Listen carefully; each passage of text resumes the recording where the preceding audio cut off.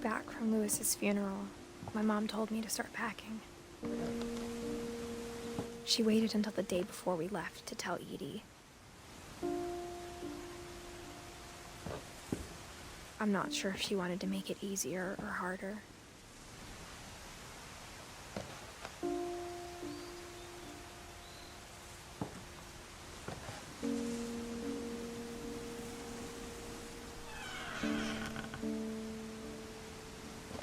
I wish we'd stayed.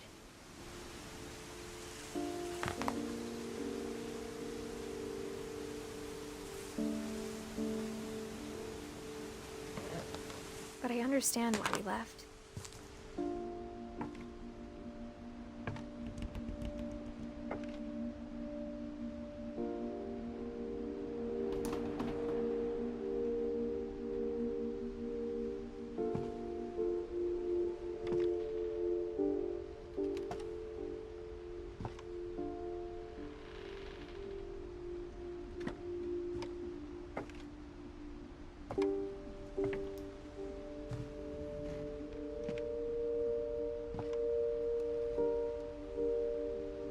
My mom ended up leaving everything behind.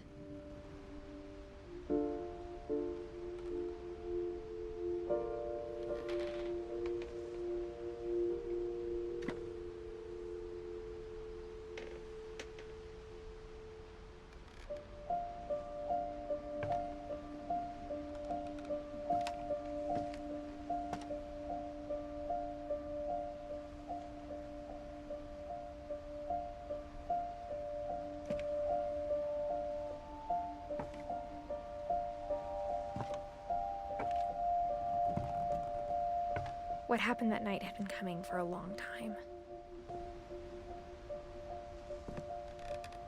Maybe it should have come sooner.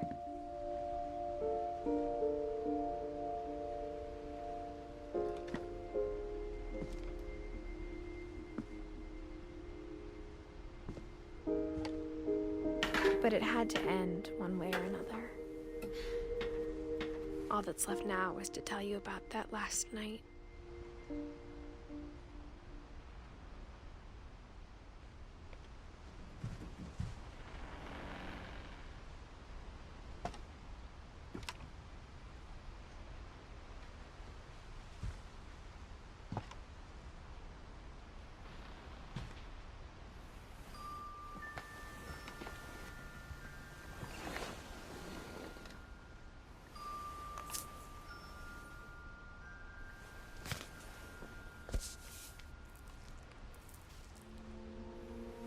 That whole last day, Edie just watched us pack and didn't say a word. Until supper, when she raised her glass and said, "To our final night together, and all our final nights apart." Grandma, you know what I said about alcohol.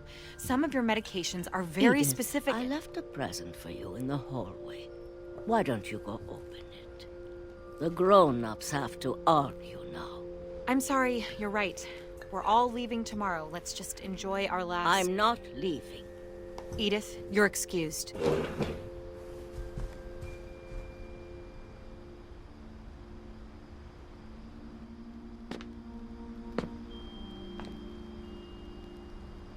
the power had been shut off that morning, but Edie always had plenty of candles.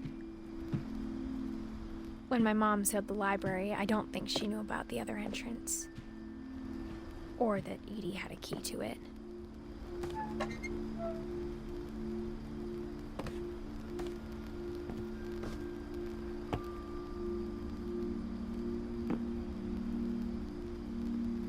That thing you're afraid of isn't going to end when you leave the house. Edith has a right to know these stories. My children are dead because of your stories. I think it's best if Edith and I leave tonight.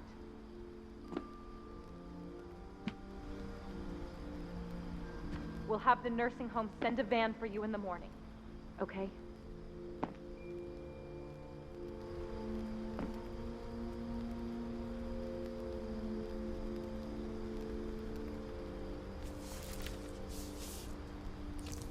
Dear Edith, There's so many stories I wish I could tell you, but there's only time for one. This is about what happened on the night you were born. That night, the tide went way, way out.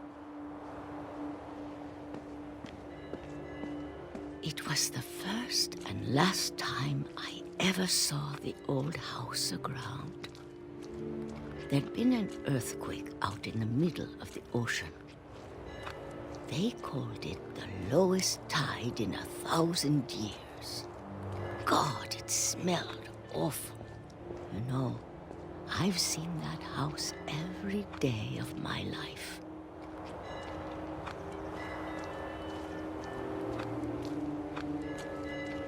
But I never thought I'd go back to it.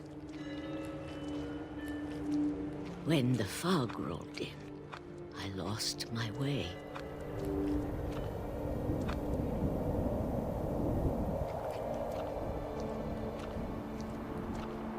I got turned around.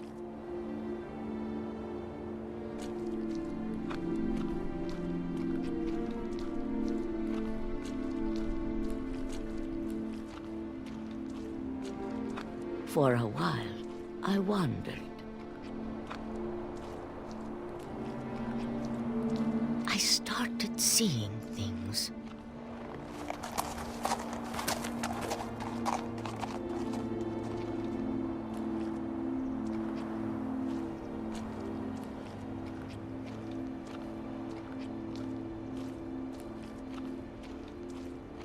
Things I'd forgotten had ever existed.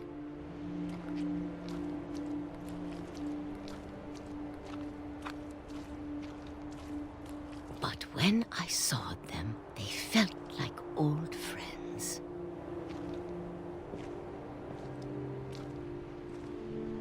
That night, a lot of things came back to me.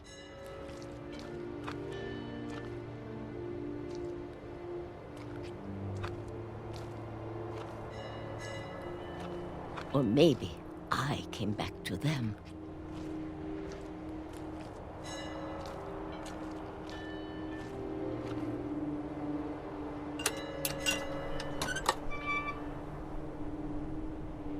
Things I can't explain, but that I need you to try and... Edith, what are you doing in here?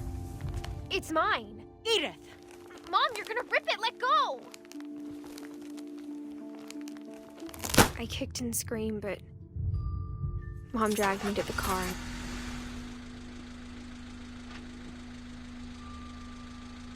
I never saw Great-Grandma Edie again. The next morning, the van came to pick her up, but she was already gone. After that, we moved around a lot.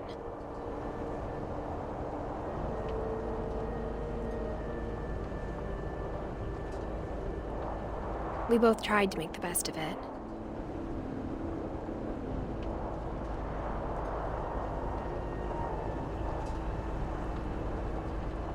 A few years went by.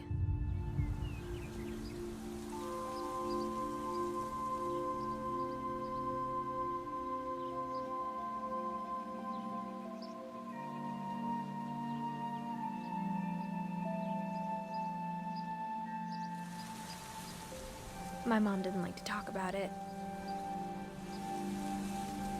But she started getting sick a lot. The rest happened pretty quickly.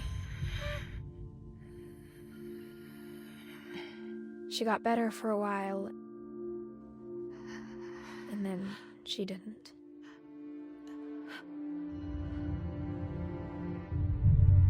And then I was alone.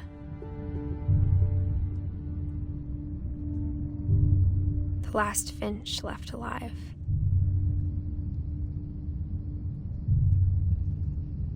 Until I found out about you. I'm still not sure what to tell you about all this. If we lived forever, maybe we'd have time to understand things. But as it is, I think the best we can do is try to open our eyes. And can appreciate how strange and brief all of this is.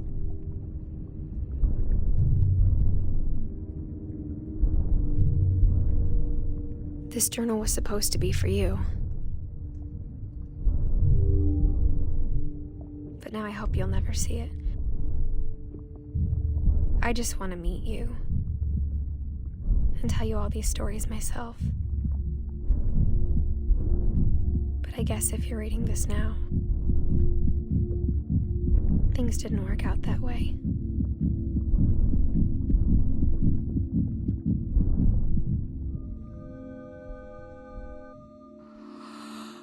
This is where your story begins.